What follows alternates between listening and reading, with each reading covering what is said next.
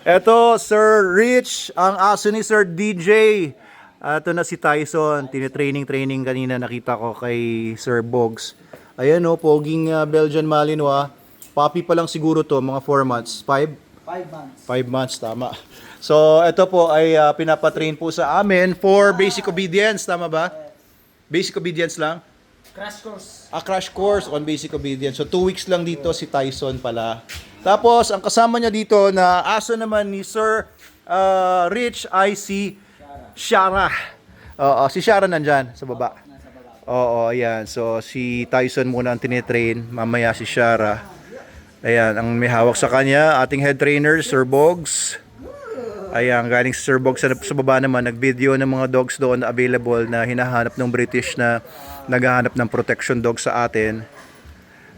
Ayan, so ito si Tyson. Belgian Malinois.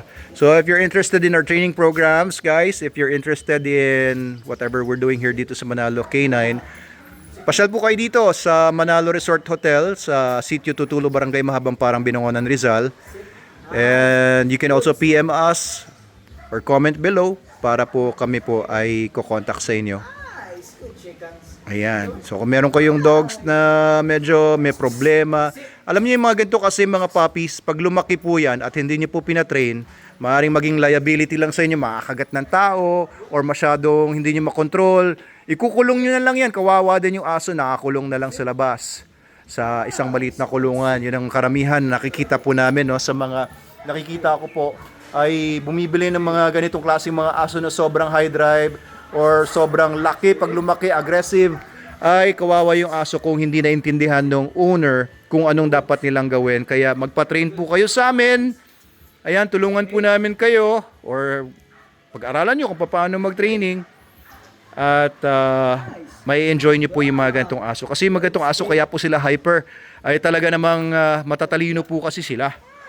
Parang tao din yan, yung mga taong mga hyper. Matatalino kasi. Kaya sila hyper, pero hindi naman lahat. Ayan, kaya pang ilang araw na niyan? 3 days. 3 days pa lang dito si Tyson. Ayan, tuturuan po namin yung aso ninyo na gawin ang tama, expected sa kanila. And Very good. para maging enjoyable bilang isang family member. Oh my chickens. Good chickens. 3 days pa lang yan.